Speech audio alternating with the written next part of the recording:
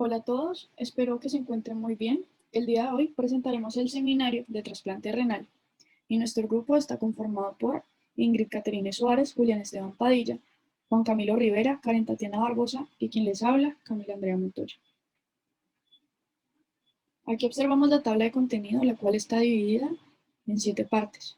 Iniciamos con introducción, epidemiología, consideraciones pretrasplante, guía de práctica clínica, diagnóstico y estudios para el trasplante, farmacoterapia y finalmente complicaciones y seguimiento. Iniciamos con la parte introductoria, en donde nos hacemos una pregunta clave. ¿Qué es un trasplante? Entonces, un trasplante consiste en trasladar un órgano, tejido o un conjunto de células de una persona, la cual denominamos donante, hacia otra, la cual denominamos receptor, o bien de una parte del cuerpo a otra de un mismo paciente. Existen muchas razones por las cuales un paciente debe someterse a un trasplante. Sin embargo, una de las razones más comunes es tratar de reemplazar algún órgano o tejido enfermo o lesionado y sustituirlo por uno sano. ¿Esto con qué fin? Con el fin de mejorar la calidad de vida del paciente. Es así como los trasplantes se dividen en dos grandes grupos. Los trasplantes de órganos, en los cuales se encuentran trasplante de riñón, hígado, pulmones, páncreas, corazón e intestino, y los trasplantes de tejido, en los cuales incluyen córnea, hueso, piel, válvulas cardíacas, segmentos vasculares y médula ósea. Entonces, antes de realizar cualquier trasplante de órganos, debemos de tomar en cuenta algunos factores. Entonces, es muy importante tomar en cuenta la compatibilidad que exista entre el donante y el receptor. ¿Por qué? Porque de no ser así, el sistema inmunológico del receptor reaccionará de manera negativa al trasplante y lo rechazará, poniendo en riesgo el procedimiento y además de eso, la vida del paciente. Los trasplantes son realizados en un hospital habilitado e inscrito ante una red de donación y trasplantes por un grupo interdisciplinario. Ahorita sí centrémonos un poco más hacia el qué es un trasplante renal. Este es un método quirúrgico utilizado como tratamiento de elección en los enfermos con insuficiencia renal crónica terminal y pacientes que van a recibir terapia de diálisis crónica. Pero entonces, ¿cuándo debemos realizarlo? Entonces, esto está indicado en la mayoría de las enfermedades que evolucionan a la insuficiencia renal crónica terminal, como lo podemos observar en pantalla, la glomerulonefritis crónica, nefropatía diabética, nefroangioesclerosis, pielonefritis crónica, nefropatías hereditarias, como también metabolopatías, uropatías obstructivas y nefropatía tóxica.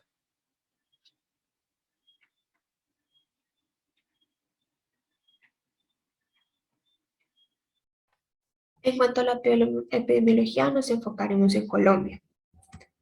Según el Instituto Nacional de Salud, el 70% de los trasplantes que se realizan son de riñón. El 68% de los trasplantes favorecen a las personas en los estratos 1, 2 y 3 y 2.833 personas están en lista de espera por un trasplante, de las cuales 2.584 personas están en espera por este órgano. Según el reporte del año 2020, justamente en época de pandemia por SARS-CoV-2, se realizaron 251 trasplantes de riñón, de los cuales 197 fueron de un donante cadavérico y 54 de un donante vivo. Cada año en Colombia, los pacientes con enfermedad renal aumentan, también aumenta la lista de espera porque también cada vez hay menos donantes efectivos, menos trasplantes y por tanto pues va a aumentar las personas en espera por este órgano. Es fundamental también para la salud pública del país, dada la prevalencia de la enfermedad, trabajar desde la prevención.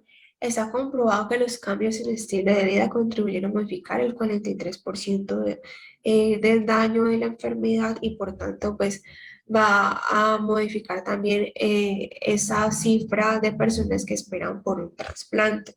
Enfermedades como la diabetes, como la hipertensión, que están muy relacionadas con esa falla renal, se podrían evitar si se modifican ciertos aspectos en los estilos de vida, principalmente nutricionales, que son las que les causan. Las recomendaciones para cuidar los riñones son hacer actividad física rutinaria, controlar el nivel de azúcar en la sangre, controlar la presión arterial, seguir una dieta saludable rica en vegetales, disminuir el consumo de sal y mantener un peso adecuado. Los aspectos que se deben considerar antes de un trasplante, antes de que el paciente tome la decisión de estar en lista de espera por este, o también pues el médico junto con la familia, son de que hay que tener en cuenta que los trasplantes tienen ciertos beneficios sobre la salud sobre la diálisis. Entonces el trasplante se relaciona con una mejor calidad de vida, con un menor riesgo de muerte, con menos restricciones en la dieta, que el tratamiento es menos costoso y también brinda bienestar al paciente y a su familia, a la vez que brinda la posibilidad de reintegrarse de manera efectiva e inmediata a su vida social y laboral. Sin embargo, no todas las personas con insuficiencia renal pueden optar por un trasplante porque este puede ser hasta más riesgoso que la diálisis. Entonces, los factores que impiden este trasplante son la enfermedad avanzada, pero principalmente por las comorbilidades que puedan presentar estas personas, la enfermedad cardíaca grave, un cáncer activo o con tratamiento reciente, porque van a estar inmunosuprimidas, la enfermedad mental o demencia no controlada, el abuso de drogas o alcohol o cualquier otro tipo de condición que impida someterse al procedimiento sí o a la farmacoterapia posterior al trasplante, que son inmunosupresores.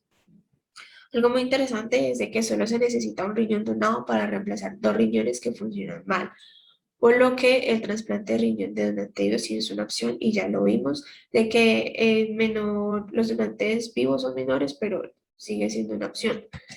En cuanto al momento adecuado de realizar este trasplante, se ha definido de que cuanto antes se realice es mucho mejor el trasplante. De ser posible es mejor que se someta antes de iniciar el tratamiento con diálisis, sin embargo, pues esto puede ser prácticamente imposible porque el tiempo de espera, el tiempo en una lista de espera aproximadamente puede ser en promedio de 3 a 5 años. Este tiempo de espera en la lista puede depender del nivel de compatibilidad con el donador, el tiempo que lleva en diálisis, el tiempo también en la misma lista de espera y la supervivencia que se espera posterior. También hay que evaluar pues si tiene algunas otras enfermedades, no es lo mismo, por ejemplo, que reciba el trasplante una persona de 30 años eh, que pues tenga mayor supervivencia que una de a edad avanzada con ciertas comorbilidades que le impiden la supervivencia. Y también va muy ligado pues a esos factores que impiden el trasplante. Bueno, también hay que evaluar los posibles riesgos. El trasplante también trae beneficios, pero también los riesgos. Entonces, se tiene el riesgo de una recurrencia de enfermedad renal. De por sí, el trasplante renal puede tratar la enfermedad avanzada, la insuficiencia, pero no es una cura. Entonces, sigue existiendo esa posibilidad de la recurrencia. Otro riesgo es el riesgo asociado con la cirugía en sí misma, como cualquier otra cirugía, como los coágulos sanguíneos y sangrado, una infección por el procedimiento, y esta infección o cáncer transmitido ya son propiamente del riñón donado. También se puede dar muerte, ataque cardíaco, accidente cerebrovascular durante la cirugía. Otro posible riesgo y muy común es el rechazo del donante. Luego muy común y esta es la razón por la cual se necesita toda una farmacoterapia para evitar este riesgo. Esta farmacoterapia ya pues puede tener ciertos efectos adversos que incurren en la salud del paciente. Bueno, la cirugía en sí misma dura aproximadamente unas 3 horas, depende también pues de las condiciones del paciente y una vez ya salió de cirugía se debe monitorear en un de 24 a 48 horas, mirar la evolución inmediata, comprobar la estabilidad de los signos vitales del receptor y pruebas también del injerto mediante Doppler, bueno, ya lo veremos más adelante. Y asimismo, el paciente seguir revisiones periódicas y tomar su medicación inmunosupresora para modular esa función del sistema inmune e evitar justamente ese rechazo. Algunos efectos adversos de esa medicamentos inmunosupresores puede ser la osteoporosis, la diabetes, el crecimiento, pérdida excesiva del cabello, una presión arterial elevada, el colesterol alto, un riesgo mayor de cáncer, piel y linfoma, hinchazón. Entonces, pues esto también es de las cosas que hay que tener en cuenta. En cuanto a la guía de práctica clínica, bueno, nosotros empleamos como guía de práctica clínica la europea, que es esta la que se encuentra a la derecha. Esta pues guía, usamos la última versión, la del 2021, y los objetivos de esta guía consisten en proveer una visión global de los aspectos médicos y técnicos relacionados justamente con ese trasplante renal. Entonces, en una introducción se evidencia la composición del panel, que consiste, pues para esta guía de práctica clínica, es un panel multidisciplinario, un grupo de cirujanos, urológicos, nefrólogos y patólogos, y también presentan pues todos los métodos de búsquedas bibliográficas para su elaboración. Nosotros también nos complementamos con la guía Vancouver del 2021. Esta guía es un poco más completa que la europea. Esta se divide en tres componentes principales. Inicialmente habla como de una acción que se desarrolla post-trasplante, luego el trasplante y finalmente pues el pre-trasplante. Y esta muestra ya más una información más completa, más detallada sobre la farmacoterapia, especialmente la inmunosupresora. Bueno, en cuanto a esa guía práctica clínica europea, tenemos que,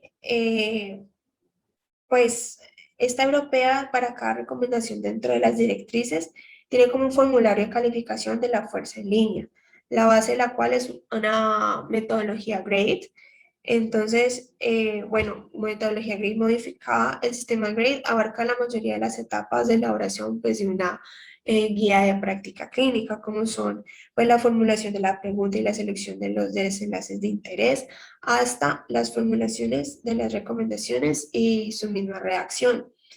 También propone ciertas definiciones como lo son la calidad de la evidencia, que indica hasta qué punto nuestra confianza en la estimación de un efecto es adecuada para apoyar una recomendación, y la fuerza en la recomendación, que indica hasta qué punto podemos confiar si ponen en práctica la recomendación, que conllevará más beneficios que los mismos riesgos.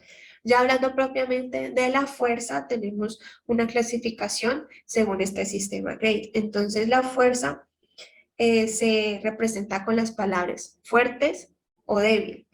La fuerza de cada representación está determinada por ese equilibrio entre las consecuencias deseables e indeseables de la estrategia de tratamiento alternativas, la calidad de la prueba y la variabilidad de los valores y preferencias de los pacientes. Y como ya lo mencioné, indica hasta qué punto se puede confiar en si poner en práctica la guía o no. Entonces, ya una recomendación fuerte es esa recomendación con confianza en que los efectos deseados de la intervención superan a los indeseables. Se tiene una recomendación fuerte a favor de una intervención o fuerte en contra de una intervención. Y también se tiene la recomendación débil. Entonces, esta es una recomendación según la cual los efectos deseables son casi proporcionales a los efectos no deseables. Se tiene una recomendación débil a favor de una intervención o una recomendación débil en contra de una intervención. Por otro lado, se tiene lo que son la calidad de la evidencia. Entonces, la calidad general de la evidencia existente para una recomendación, ya sea fuerte o débil, se clasifican según un sistema de clasificación modificado del Centro de Oxford para la Medicina basada en la evidencia de los niveles, pues justamente esa evidencia. Entonces, pues en sus siglas son el CBB. Entonces, aquí tenemos como toda la clasificación de la evidencia basada en el tipo de estudio. Entonces, se puede clasificar como 1A si la revisión sistemática de ensayos clínicos pues aleatorizados con homogeneidad, 1B si el ensayo clínico aleatorizado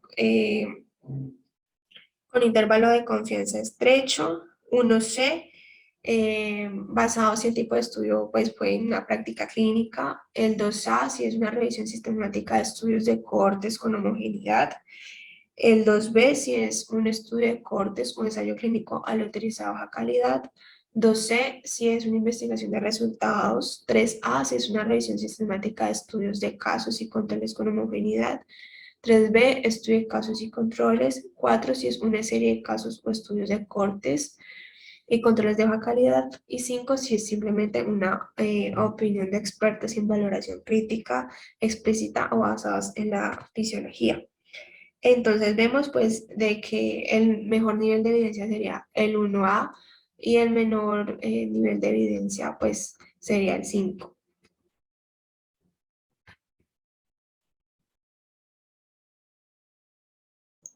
Bueno, ahora pasamos al diagnóstico y estudios para el trasplante, donde en primer lugar que tenemos que el trasplante se debe realizar pues cuando la enfermedad renal ya es terminal y los riñones del paciente están tan dañados que no pueden sustentar su vida sin diálisis o un trasplante del riñón que se denomina estadio 4 y 5 en la tabla que más adelante les voy a explicar.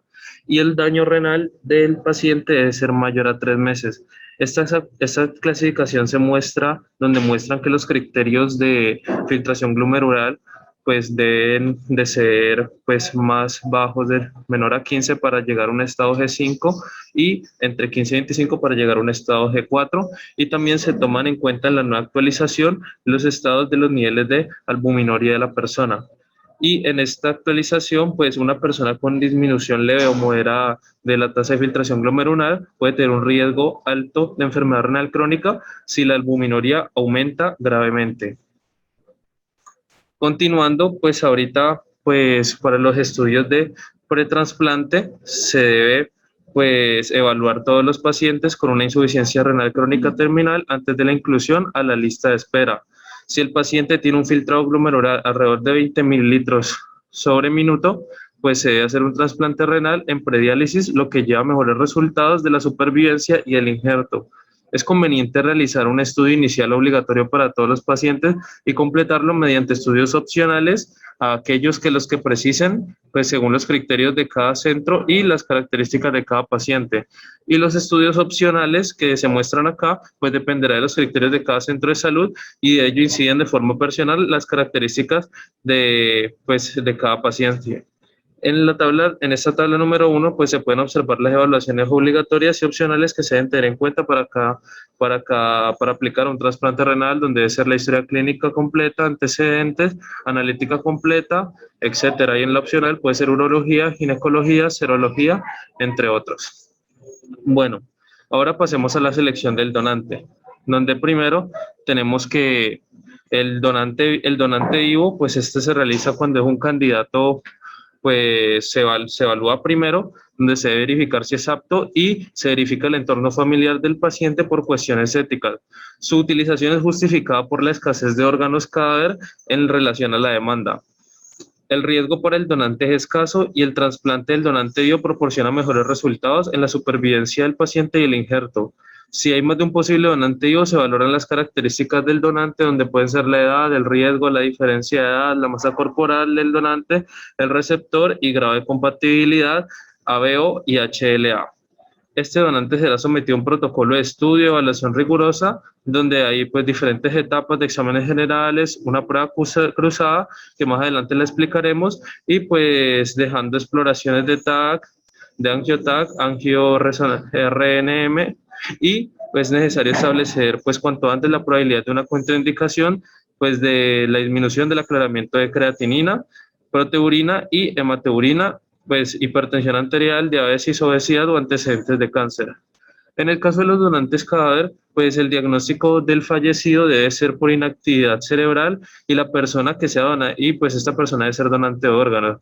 El riñón donado se conserva en hielo y se conecta a una máquina que le provee oxígeno y nutrientes hasta que se trasplanta al receptor. La selección se realizará habitualmente atendiendo al grado de compatibilidad ABO y HLA, y también se valoran otros aspectos como la edad del paciente y pues y la diferencia pues de edad de acuerdo al índice de masa corporal entre el donante y el receptor, el tiempo en lista de espera del trasplante, el grado de sensibilización y si se trata de su primer trasplante renal, segundo, tercero, etcétera.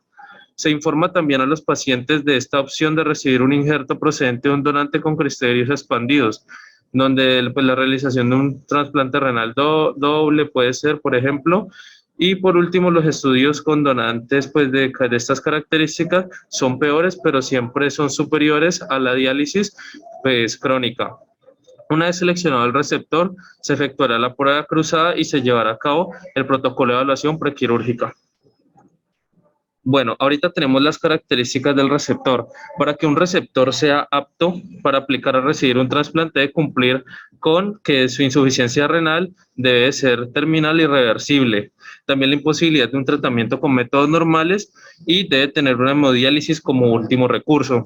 Y está contraindicado para personas con nefropatías con frecuencia de recibida en riñón, afecciones respiratorias o cardíacas, enfermedades malignas, anormalidades vesicales o uretrales graves y pues además por último las infecciones activas.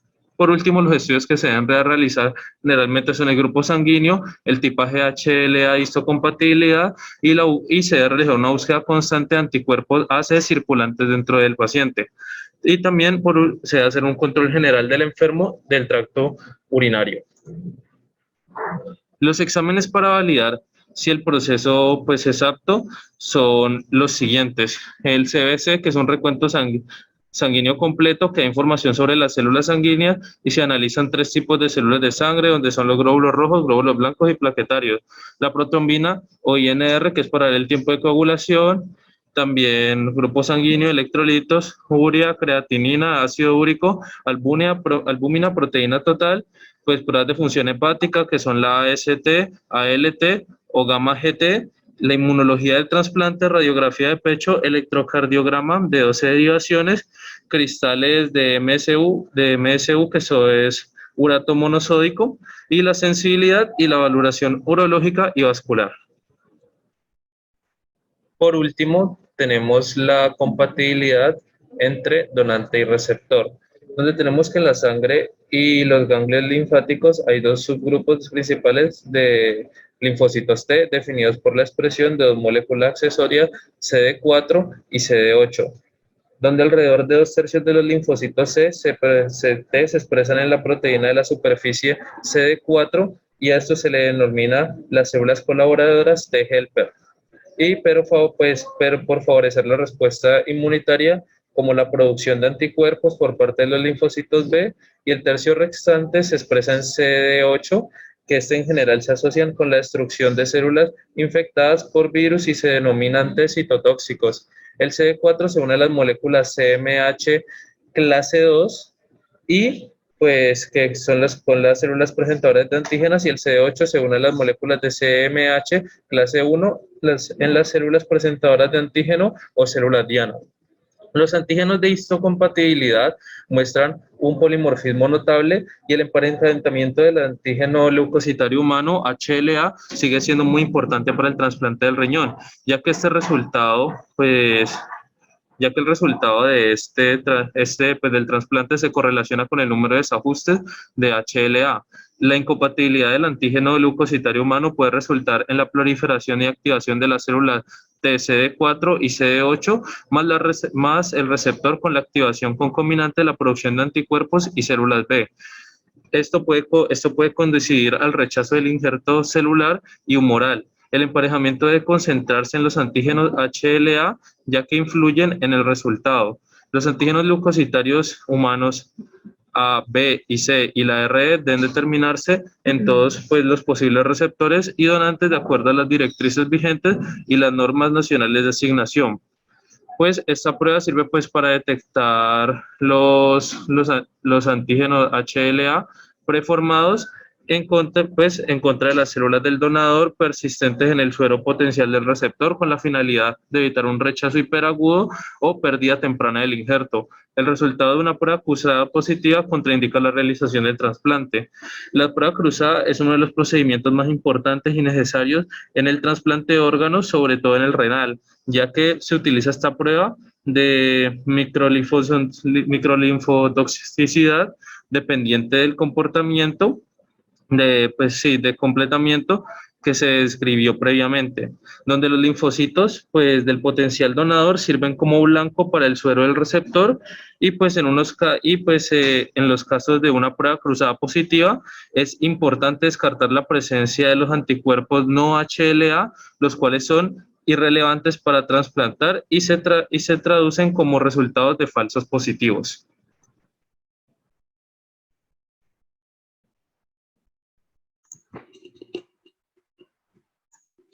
En cuanto a los medicamentos, el tratamiento farmacológico, se tiene que estos van a generar un papel esencial para que el nuevo órgano funcione correctamente y se mantenga en un buen estado de salud general.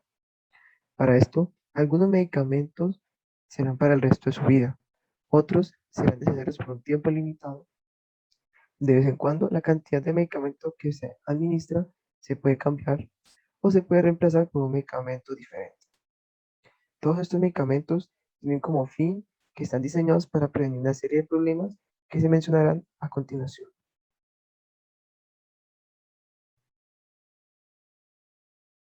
En primer lugar, las infecciones siguen siendo una causa importante de morbilidad y mortalidad tras el trasplante, aunque el uso de la terapia antibiótica profiláctica en el momento de la cirugía ha disminuido notablemente estos riesgos.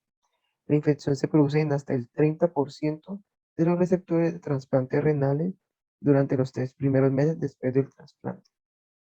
El tratamiento profiláctico que se administra para estos 3 tipos de infecciones son bacterianas, virales y fúngicas. Como mencioné anteriormente, estas tres deben realizarse un monitoreo médico constantemente, donde los antibióticos, que son las más comunes, se presencian las primeras 4 semanas después del trasplante. Las antivirales entre la cuarta y la 26ª semana después del trasplante. Y los antifúngicos no son tan comunes y estos pueden ocurrir en pacientes con diabetes o drenajes prolongados. Ahora bien, las infecciones bacterianas son las infecciones más frecuentes en los pacientes que reciben un trasplante renal. Se presenta hasta en el 51% de los pacientes en los primeros 3 años post-trasplante. La mayoría de los episodios de infección urinaria en los pacientes trasplantados están causados por bacilos gram negativos, al igual que en la población en general. La Pseudomonas aeruginosa debe tenerse en cuenta también en estos pacientes y especialmente en los casos de pielonefritis del injerto. Entre las bacterias gram positivas, Streptococcus spp es el principal patógeno causante de la infección urinaria, especialmente a partir de la 6ª semana post-trasplante. Para este caso, la cefazolina es el medicamento de elección, ya que es un antibiótico cefalosporínico de amplio espectro que se utiliza principalmente para el tratamiento de infecciones bacterianas de la piel y otras infecciones bacterianas. Es clínicamente eficaz contra infecciones causadas por estafilococos y especies de estreptococos de bacterias gram positivas. La inyección de cefalocina también se puede usar antes, durante y después del periodo breve posterior a la cirugía con el fin de prevenir que el paciente contraiga una infección. La dosis para este caso es de 1 gramo cada 8 horas de 5 a 14 días si es necesario. En cuanto a su mecanismo de acción, este medicamento va a inhibir la síntesis de la pared celular al unirse a proteínas de unión a penicilina especificadas ubicadas dentro de la pared celular bacteriana, inhibiendo la tercera y última etapa de la síntesis de la pared celular.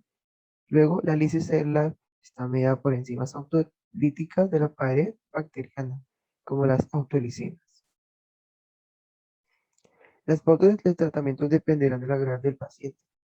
En este caso, Los pacientes sin criterios clínicos de sepsis pueden emplearse ciprofloxacino 500 miligramos cada 12 horas, norfloxacino 400 miligramos cada 12 horas, trimethoprim sulfamethoxazol 160 sobre 800 miligramos cada 12 horas. En pacientes que no están recibiendo un profilaxis, amoxicilina clavulánico por vía oral 875-125 miligramos cada 12 horas o 1000 gramos sobre 125 cada 12 horas para la formulación de liberación sostenida, o por vía intravenosa 1 a 2 gramos cada 8 horas. Esta cefazolina es un medicamento de elección debido a que es de primera generación de clase de la cefalosporina. Aún así, cabe resaltar que existe un inconveniente, es que se puede generar resistencia a los antibióticos, por lo que no los convierte en fármacos de elección para los trasplantes. En algunos casos, se emplean para la cirugía para tratar ciertas infecciones ocasionadas por bacterias. Por otra parte, el tratamiento antiviral para trasplantes de órganos se enfoca en tres grandes grupos. Primero, tenemos al citomegalovirus, el cual es un virus ADN perteneciente a la familia del herpes virus humano. Representa el agente infeccioso viral más importante en el trasplante y la inmunomodulación que éste puede producir, que se crea susceptibilidad a padecer de otras infecciones, además del riesgo indirecto de contribuir a la aparición de desórdenes linfoproliferativos posteriores al trasplante. Este es muy frecuente y suele aparecer en el primer año post-trasplante, y cuando aparece tiene consecuencias directas e indirectas sobre el paciente y el injerto tanto a corto como a largo plazo. Los medicamentos para este caso serían lanciclovir intravenoso, valgaciclovir, foscarnet y cidofovir. Luego tenemos el herpes simple. El VHS1, también como se conoce el herpes simple 1, que se mantiene latente en los ganglios nerviosos. La mayoría de las infecciones corresponden a infecciones del VHS1. La manifestación clínica más común es el herpes labial, que aparece con frecuencia dentro del primer mes del trasplante, coincidiendo en muchas ocasiones con el tratamiento de un rechazo agudo o un síndrome febril. En general, las lesiones son más severas y duraderas en el paciente inmunocompetente. Los medicamentos para este caso son aciclovir intravenoso a dosis de 5 a 10 miligramos cada 8 horas.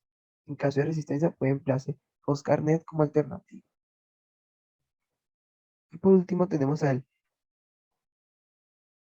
poliomavirus BK, el cual es un virus ADN bicatenario no envuelto y miembro de la familia Poliomaviridae, que produce la llamada nefropatía asociada a poliomavirus EBAN en el 1 al 10% de los pacientes con trasplante de riñón. También puede provocar otras alteraciones a nivel renal como nefritis, túbulo intersticial, estenosis uretral, cistitis hemorrágica y falla temprana del injerto. Para este virus no existen fármacos antivirales eficaces para su tratamiento, por lo que se recomienda una monitorización virológica y la reducción de la inmunosupresión, donde se tiene al cidofovir, leflumovida, quinolonas e inmunoglobulina intravenosa.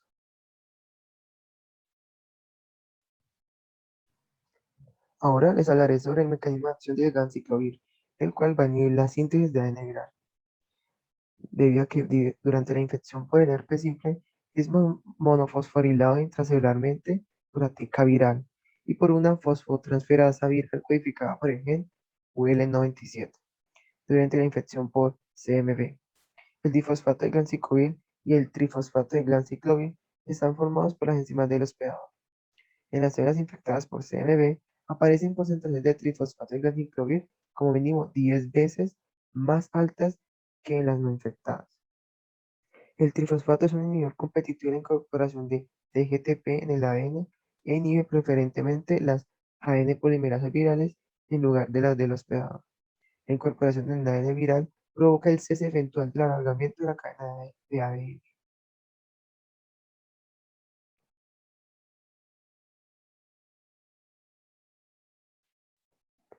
En cuanto al tratamiento antiinfúngico, se produce en una pequeña proporción de pacientes, como se mencionó anteriormente, en particular los que corren riesgo debido a diabetes mellitus, inmunosupresión previa, o instrumentación o drenaje prolongados. La candidiasis oral es la enfermedad fúngica más común en el periodo post-trasplante temprano. La candidiasis ha disminuido gracias al uso de rutinario de la nistatina. Las infecciones fúngicas más graves son raras, pero los receptores de trasplantes corren cierto riesgo de sufrir criptococos, mucormicosis, aspergilosis e infecciones. Ahora, en cuanto al tratamiento antifúngico, este se produce en una pequeña proporción de pacientes, como se mencionó anteriormente. En particular, las personas que corren riesgo son aquellos que poseen diabetes mellitus, inmunosupresión previa o instrumentación o drenaje prolongados. La candidiasis oral es la enfermedad fúngica más común en el periodo post-trasplante temprano. La candidiasis ha disminuido gracias al uso rutinario de nistatina. Las infecciones fúngicas más graves son raras, pero los receptores de trasplante corren cierto riesgo de sufrir criptococos, micormicosis, aspergilosis e infecciones por nocardia. Pero el fármaco de elección para el tratamiento de la candidiasis es el fluconazol, 400 miligramos al día y con una dosis inicial de 800 miligramos. Esto debido a que el fluconazol posee una mejor eficacia que la nistatina, que se debe administrar en varias dosis repetidas al día, mientras que el fluconazol en una sola al día. Ahora, en cuanto al tratamiento inmunosupresor, los nuevos fármacos inmunosupresores han mejorado la supervivencia de los pacientes a corto plazo hasta un 95%, de 1 a 2 años. Estos datos están por confirmarse en un seguimiento a largo plazo, pero el régimen en particular ha demostrado ser superior a otros con respecto a la supervivencia del paciente. El principio en el que se basa el éxito de la inmunosupresión es el equilibrio de la supervivencia. Es decir, los profesionales deben prescribir una dosis de fármaco lo suficientemente alta como para suprimir el rechazo sin poner en peligro la salud del receptor. El mayor conocimiento del rechazo inmunitario ha llevado al desarrollo de agentes inmunosupresores modernos y seguros que suprimen la actividad de los linfocitos sensibilizados contra el trasplante.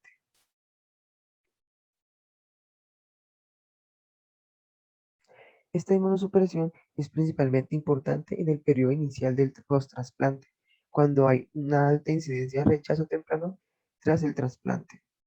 En las fases posteriores del post-trasplante se produce una adaptación del injerto, que da lugar a las bajísimas tasas de rechazo observadas en los pacientes de mantenimiento.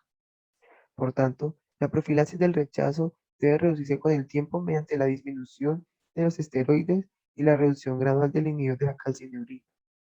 Entre los tratamientos inmunosupresores post-trasplantes se encuentran los inhibidores de la calcineurina, tacrolimus y ciclosporina, micofenolato de mofetilo, los anticuerpos de receptores ILB y conocidos como monoclonales basilizumab y los corticosteroides prednisona y metilprednisolona. Es importante tener en cuenta que cualquier régimen farmacológico inicial tendrá que adaptarse a las necesidades individuales del paciente, como sugiere la aparición de efectos secundarios, la falta de eficacia o los requisitos del protocolo. Según la Guía Práctica Clínica Europea, se debe realizar la profilaxis inicial del rechazo con una terapia combinada de un inhibidor de la calcineurina, preferiblemente tacrolimus, como ya mencionaremos más adelante, micofenolato, esteroides y un agente de inducción, palitzimab o globulina antitimocítica.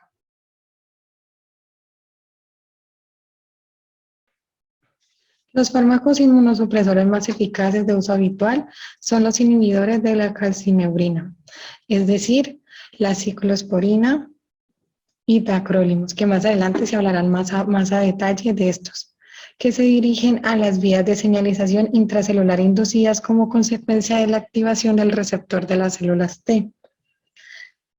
A pesar de esto, los dos fármacos más importantes de los inhibidores de la calcineurina son nefrotóxicos y lo que va a generar es que su uso a largo plazo genere una disfunción crónica del injerto.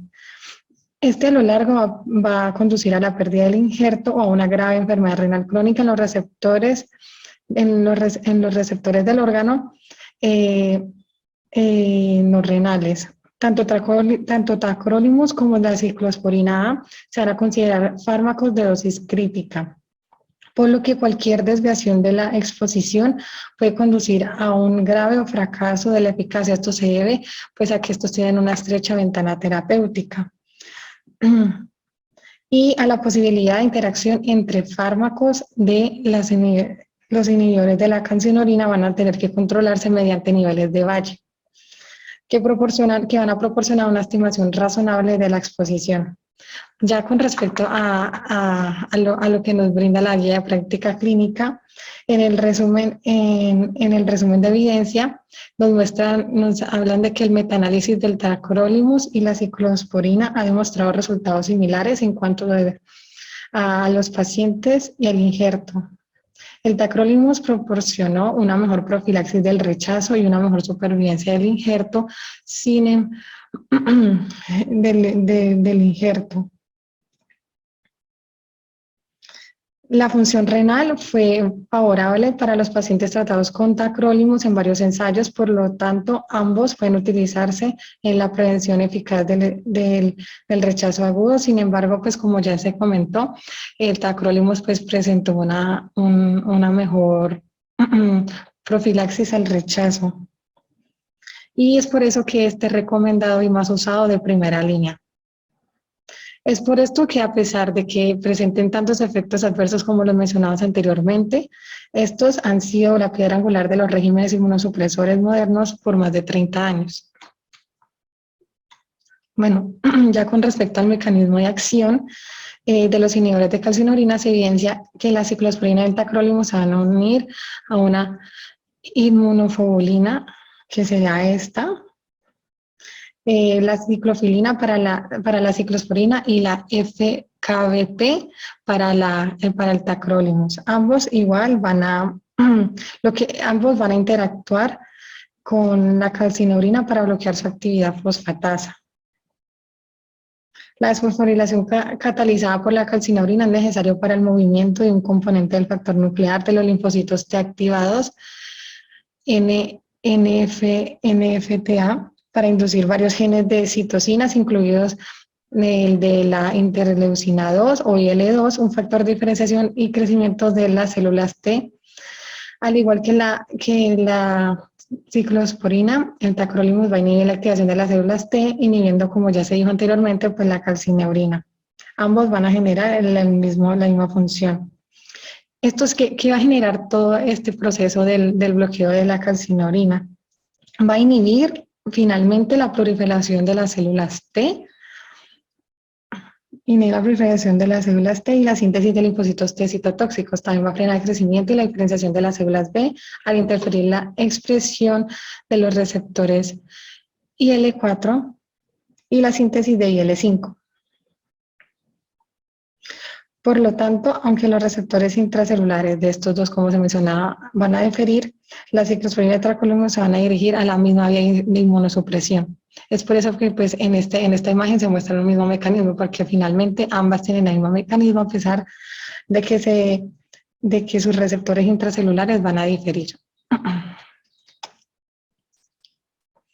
Bueno, ya con respecto a cada medicamento específico, entonces tiene con respecto al tacrolimus, este es un macrólido que forma un complejo intracitoplasmático con una inmunofilina específica, que va a ser la que ya les mencioné anteriormente, que es la FKBP, capaz de bloquear la actividad fosfatasa de la calcineurina. Estos se van a administrar en una dosis de 0.2 a 0.3 miligramos kilogramos día, que se van a dividir en 2 tomas. Por ejemplo, puede ser en la mañana y en la noche. La administración debe iniciarse dentro de las 24 horas después de que haya finalizado la cirugía. En caso de que la administración por vía oral no sea posible por alguna razón, el paciente debe iniciar una terapia intravenosa con 0.05 o a 0.10 miligramos kilogramos día en infusión continua durante 24 horas. Cabe aclarar que tacrolimus, al igual que la ciclosporina, se van a metabolizar en el hígado a través del sistema enzimático citocromo P450 y se va a eliminar por la bilis. Bueno, con respecto a la ciclosporina, en general se va a administrar entre 5 y 8, entre 8 y 12 kilogramos día por vía oral en 2 tomas. La primera dosis puede administrarse 2 horas antes del trasplante por vía oral o bien en el periodo perioperatorio, que significa durante el trasplante, por vía intravenosa cuando la situación clínica del paciente no admite la vía enteral. La dosis, en este caso no admitiría. La dosis intravenosa suele ser la tercera parte de la que corresponde por vía oral y se da en infusión continua. Bueno, con respecto a los efectos adversos, uno de los más importantes va a ser la nefrotoxicidad, que puede ser aguda y crónica, y se debe a la exposición continua de esos efectos nefrotóxicos del fármaco.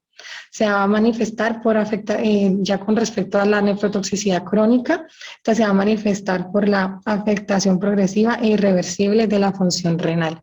Entonces se debe tener mucho cuidado con respecto a estos efectos adversos, este efecto adverso importante de estos inmunosupresores. Entre otros efectos adversos, se tiene intolerancia hidrocarbonada, incidencia de la hiperglucemia y de la diabetes es más elevada en los pacientes tratados con ciclosporina, es decir, que este efecto adverso va a ser mayor en los pacientes que administran ciclosporina. Además de eso, se pueden generar alteraciones neurológicas como temblor, cefalea, mareo o cuadros neurológicos más severos como convulsiones, y también se va a presentar una mayor susceptibilidad al desarrollo de infecciones y neoplasias. En esta tabla se pueden evidenciar algunas de las recomendaciones que nos da la guía de práctica clínica, que pues se han mencionado a lo largo de la exposición, que el tacrolimus proporciona una mejor profilaxis y que los inhibidores de calcinurina pues van a presentar una profilaxis mejor, ya que presenta en la práctica actual y pues demostrado por algunos estudios. Bueno, con respecto a los corticosteroides, están indicados en la prevención de inmunosupresión primaria y en el tratamiento del rechazo agudo del órgano trasplantado. En la prevención del rechazo agudo siempre se van a utilizar en combinación con otros fármacos en regímenes de doble o triple terapia. También se acompañan en el tratamiento de inducción con anticuerpos monoclonales o policlonales. Los esteroides tienen un gran número de efectos secundarios, especialmente cuando se utilizan a largo plazo. Como se menciona acá, pues generalmente siempre se van a acompañar en tratamientos monoclonales y policlonales, que más adelante se mencionarán en qué consiste. El riesgo de esteroides va a depender de la medicación inmunosupresora concomitante que se esté empleando, además también del riesgo inmunológico de la etnia y el tiempo transcurrido tras el trasplante. Entre sus efectos adversos se va a tener un aumento de la susceptibilidad a las infecciones, una obesidad, osteonecrosis aséptica, hiperglucemia, hipertensión arterial, dislipidemia, úlcera, entre otros que se mencionan acá. A lo largo a largo plazo, este fármaco puede generar desarrollo de miopatía, osteoporosis, arteriosclerosis, cataratas o atrofia cutánea. Con respecto a su mecanismo de acción, los corticosteroides lo que van a hacer es la inhibición de la síntesis de la interleucina 1 y L1, el que va a activar las células T cooperadoras. También va a generar la inhibición de la IL-6, que activa los linfocitos B, y el factor de necrosis tumoral TNF e interferón gamma, interfiriendo de esta manera la respuesta inmunitaria celular y humoral. Una vez formado el complejo receptor glucocorticoide o corticoide, este va a penetrar en el núcleo, donde va a interactuar con secuencias específicas de ADN que estimulan o reprimen la transcripción génica de ARN mensajeros específicos que van a codificar la síntesis de determinadas proteínas en los órganos diana, que en última instancia lo que va a generar, que van a ser los responsables de la acción corticoide. Bueno, con respecto pues a las dosis ya primero, cabe aclarar que la metilprednisolona y la prednisolona, como ya se dijo, pertenecen a la familia de los corticosteroides, se usan para tratar la inflamación y las reacciones inmunitarias, en este caso, las reacciones inmunitarias en una variedad de sistemas de órganos, en este caso, pues, un trasplante renal. Los efectos a corto plazo son la disminución de la vasodilatación, la permeabilidad de capilares, así como una disminución de la migración de leucocitos hacia los sitios de inflamación. Las dosis más bajas de los corticosteroides van a proporcionar el efecto inflamatorio, mientras que las dosis más altas se van a emplear para los inmunosupresores, es decir, que las que se mencionarán en esta exposición serán las dosis más altas, que son las que nos interesan para el trasplante renal. Las dosis altas de glucocorticosteroides durante un periodo prolongado se unen al receptor de mineralocorticoides, elevando los niveles de sodio y disminuyendo los niveles de potasio. Con respecto a la dosis, se tiene que la dosis de la metilprednisolona es de 1 gramo y por intravenoso y se debe administrar en bolo y se administra de 0 a 3, se administra el día 0 al 3 de post-trasplante. Con mantenimiento, o sea, se debe hacer mantenimiento una vez después de que se administra el bolo con prednisolona de 1 a 2 miligramos kilogramos día y 5 miligramos al día, 5 miligramos el día cuarto hasta alcanzar ya una dosis de 10 a 15 miligramos día. La dosis de la prednisona va a ser de 0.5 a 1 miligramo kilogramo día por vía oral. Inicialmente, después del tercer mes, se va a iniciar con 10 miligramos día y al final 5 a 10 miligramos día al año de trasplante. Ya como les mencioné anteriormente, esto se puede administrar en terapia monoclonal o policlonal. Entonces, monoclonal con el anticuerpo Basilizumab, que se hablará más adelante, 2 miligramos los días 0 y 4 post-trasplante, o en terapia policlonal con tacrolimus, micofenolato, con las dosis que pues, se demuestran ahí. Tacrolimus 0.1, 0.2 miligramos kilogramo día y micofenolato 1,44 gramos día.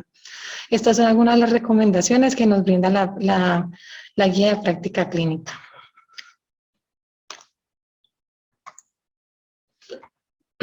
Bueno, posteriormente se sigue con el micofenolato de mofetilo, que lo que va a generar es inhibir selectivamente la síntesis de nuevo de las purinas, la proliferación de los linfocitos T y B, la expresión de moléculas de adhesión y la proliferación de moléculas celulares musculares lisas de la pared vascular a partir de la inhibición de la inosina monofosfato deshidrogenasa, como se evidencia acá. Entonces, esta va a inhibir y lo que va a hacer finalmente es inhibir la proliferación clonal de los linfocitos B y T. Tiene una dosis de 2 gramos al día repartido en 2 a 3 tomas. Cabe aclarar que el mofetil-micofenolato es un ester 2 morfolinolético y por su parte se va a excretar por la orina. Como se menciona acá, suele emplearse en concomitancia con la ciclosporina o tacrolimus para prevenir el rechazo agudo del injerto. La dosis habitual pues, se menciona aquí anteriormente. Entre sus efectos adversos más comunes están las alteraciones gastrointestinales, como también dolor abdominal, náuseas, vómitos y diarreas que se mejoran fraccionando la dosis en 3 o 4 tomas diarias o disminuyendo la dosis. Pueden aparecer alteraciones hematológicas que no suelen ser graves y un riesgo incrementado de las infecciones víricas, sobre todo por el citomegalovirus que ya hablamos anteriormente. Presenta efectos teratogénicos en el feto, por lo que este está contraindicado durante el embarazo, como se muestra en las recomendaciones de la guía de práctica clínica. Ya posteriormente, hablando de los anticuerpos del receptor de interleucina 2 o IL-2, estos suelen emplearse como terapia de inducción en pacientes de bajo riesgo o alto riesgo. En los pacientes con bajo riesgo se emplea farmacoterapia con basilizumab, que se administra en 2 dosis de 20 miligramos cada 4 horas, disueltos en 50 mililitros de una solución fisiológica. Pues estos se administran en vía intravenosa en infusión continua durante 20 a 30 minutos a partir del cuarto día postoperatorio. Ya con respecto a los pacientes de alto riesgo, se emplea la globulina antitimicítica, ATG, en dosis de 1,5 miligramos kilogramo día durante la operación y 6 a 7,5 miligramos kilogramos día después de la operación. Se cabe aclarar que el basilizumab debe usarse de forma concomitante con la ciclosporina y corticosteroides en un régimen inmunosupresor triple de mantenimiento conteniendo ciclosporina para la microemulsión, corticosteroides y micofenolato de mofetil. Bueno, los antagonistas de los receptores de la interleucina 2 han demostrado que reducen la incidencia de rechazo agudo del injerto en el trasplante renal en receptores de trasplante renal sin aumentar la incidencia de la malignidad. Se ha demostrado que este va a reducir el rechazo de trasplante renal a los 6 meses del trasplante en pacientes de bajo riesgo. Como se dijo anteriormente, el basilizumab se emplea para pacientes de bajo riesgo. Con respecto a su mecanismo de acción, el basilizumab va a inhibir la proliferación de linfocitos dependientes del timo mediante la inhibición de los receptores de interleucina 2. Se une a la cadena alfa del receptor IL-2, como se evidencia acá. En la superficie de los linfocitos T activados, funciona como inhibidor competitivo de la IL-2, inhibiendo la estimulación media de los linfocitos, un evento crítico en el proceso de rechazo de los aloinjertos. Al unirse específicamente a los linfocitos T activados, los linfocitos T inactivos no se van a ver afectados. Finalmente, se debe tener en cuenta que los anticuerpos contra el receptor de la IL-2 han demostrado que reducen la prevalencia del rechazo agudo en aproximadamente un 40%. Bueno, finalmente se tienen los inhibidores mTOR, que son macrólidos que actúan en una etapa de proliferación celular más tardía, inhibiendo las señales específicas para las citocinas. Para actuar, los inhibidores de mTOR precisan formar un complejo con la inmunofilina. Al igual que tacrolimus, se van a unir a FKBP12, pero a diferencia de este no va a inhibir la calcineurina. Más adelante se mostrará un poco de su mecanismo. Los inhibidores mTOR presentan, además de su efecto inmunosupresor, propiedades antivirales bien demostradas en pacientes trasplantados en cuanto a la prevención y el tratamiento de infecciones por citomegalovirus, que ya se mencionó anteriormente, y virus BK. Bueno, en la guía de práctica clínica se presentan las siguientes recomendaciones. La terapia combinada con los inhibidores de calcineurina va a agravar la nefrotoxicidad inducida, a pesar de que estos no van a presentar este efecto adverso. Y también se recomienda no administrar a los pacientes con mala proteinuria y función renal debido a que se reduce la eficacia. Y el rango de fuerza de la recomendación es fuerte. Bueno, cabe aclarar que los principales inmunosupresores de mTOR van a ser everolimus y sirolimus. Los inmunosupresores sirolimus y everolimus van a inhibir la diana de rimpamicina de los mamíferos y va a suprimir la proliferación y diferenciación de los linfocitos. Aquí en esta imagen nos enfocamos en esta parte, que es la parte de los inhibidores mTOR. Van a inhibir múltiples vías intracelulares y van a bloquear las señales de las citoquinas para la proliferación de células T. Se observan efectos similares en las células B, las células endoteliales, los fibroblastos y las células tumorales. Los inhibidores de mTOR son tan eficaces como el micofenolato cuando se combina con los inhibidores de calcineurina para prevenir el rechazo. La terapia combinada agrava la nefrotoxicidad con los inhibidores de calcineurina, van a agravar la nefrotoxicidad como se mencionó anteriormente. Por lo tanto, lo que se recomienda es que la dosis de los inhibidores de calcineurina se van a reducir sustancialmente a la terapia combinada cuando se en combinación con los inhibidores de mTOR. Esto no va a generar ningún impacto en la eficacia debido al potencial altamente sinérgico de esta terapia. Con respecto a los efectos secundarios, vamos a tener que va a presentar una toxicidad en la médula ósea dependiente de la dosis, o sea que dependiendo de la dosis se va a generar este efecto adverso, y otros van a ser la hiperlipidemia, o sea, hipercolesterolemia, la hipertrigliceridemia, la mielotoxicidad, retraso en la curación de la herida quirúrgica y edemas. Además, también va a tener un impacto en la alteración de la fertilidad. El amplio perfil de los efectos secundarios es responsable de una tolerabilidad inferior a los micofenolatos y de las posibles diferencias en los resultados en los primeros años cuando se utilizaron dosis más altas.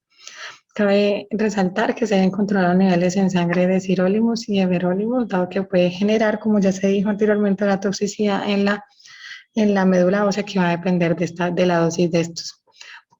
Con respecto a la dosis habitual de everolimus, se tiene que 0.75 miligramos cada 12 horas o 1,5 miligramos cada 12 horas cuando se combina con alguno de los inhibidores de la ciclosporina, de las calcineurinas, que va a ser la ciclosporina o tacrolimus.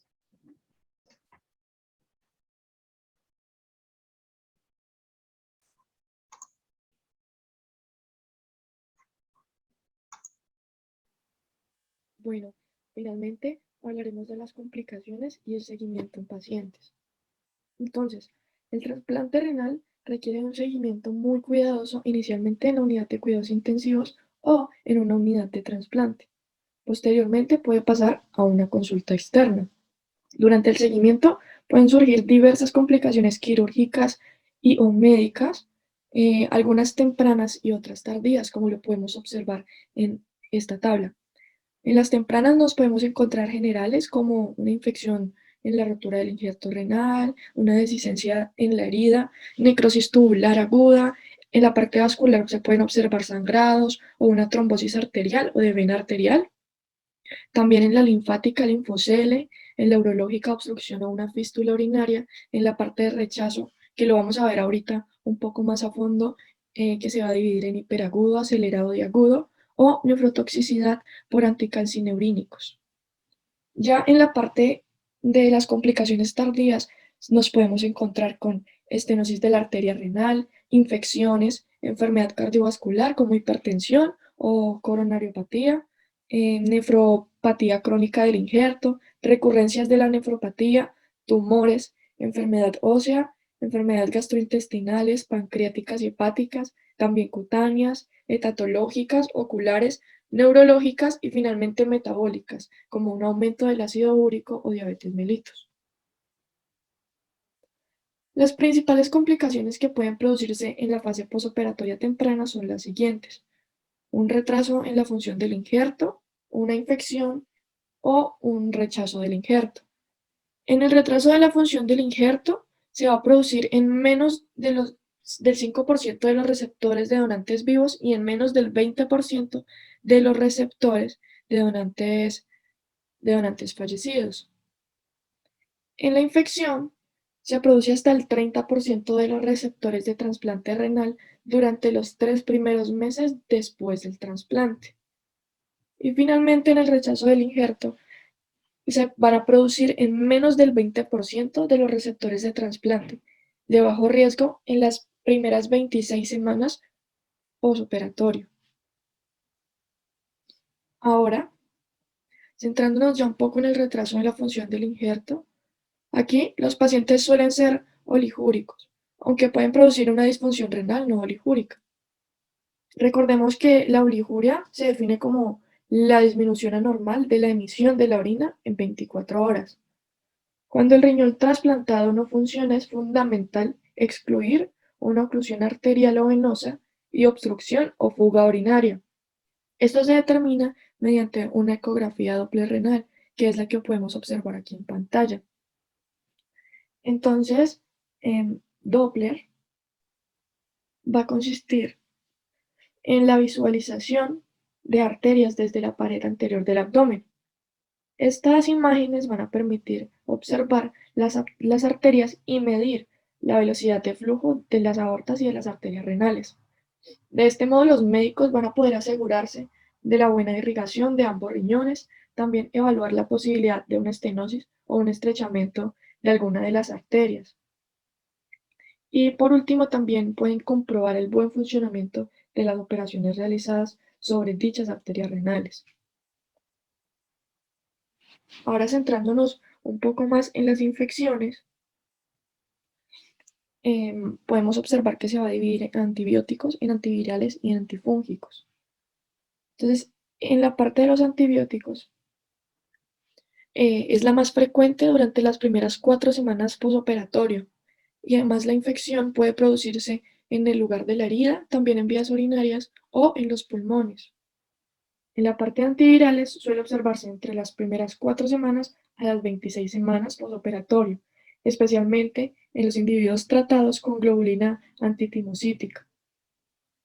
Finalmente, en los antifúngicos va a producir particularmente en pacientes que tienen riesgo debido a diabetes mellitus coexistente, también inmunosupresión previa o instrumentación o drenajes prolongados.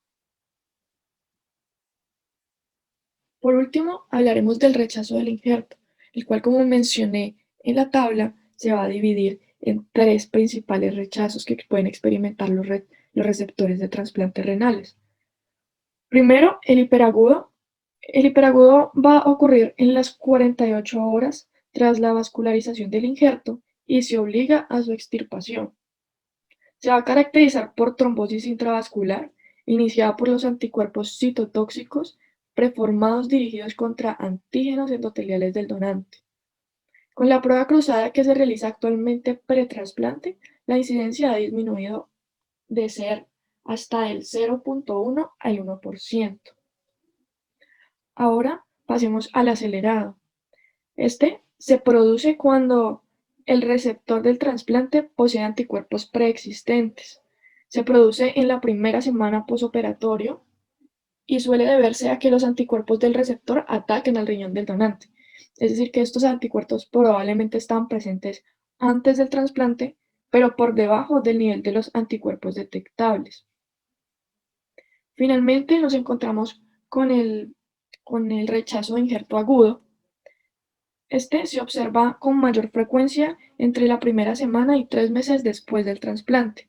Los pacientes pueden experimentar más de un episodio antes de lograr una función estable del injerto. Se trata principalmente de una respuesta que es mediada por las células y se asocia a un aumento de la creatinina sérica.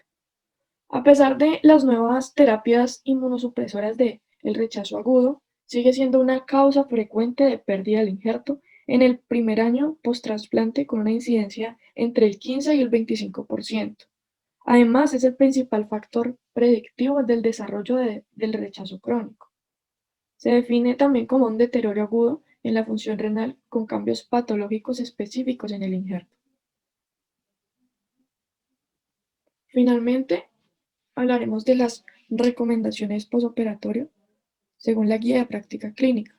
Entonces, iniciamos con proporcionar un seguimiento regular de por vida después del trasplante por parte de un especialista, al menos cada 6 o 12 meses.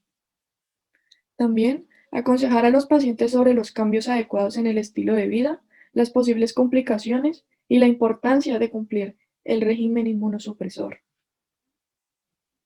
Controlar regularmente, aproximadamente cada 4 a 8 semanas, la creatinina sérica, la tasa de filtración glomerular estimada, también la presión arterial, la excreción de proteínas en la orina, la inmunosupresión y las complicaciones después de un trasplante renal. También realizar una ecografía de injerto en caso de disfunción del mismo para descartar obstrucción y estenosis de la arteria renal. Por otro lado, considerar una reducción o la retirada de una calcineurina. Pacientes con fibrosis intersticial y atrofia tubular que son sometidos a tratamientos con inhibidores de la calcineurina, por ejemplo, y con otros signos histológicos sugestivos de toxicidad por la misma, deben considerar dicha reducción.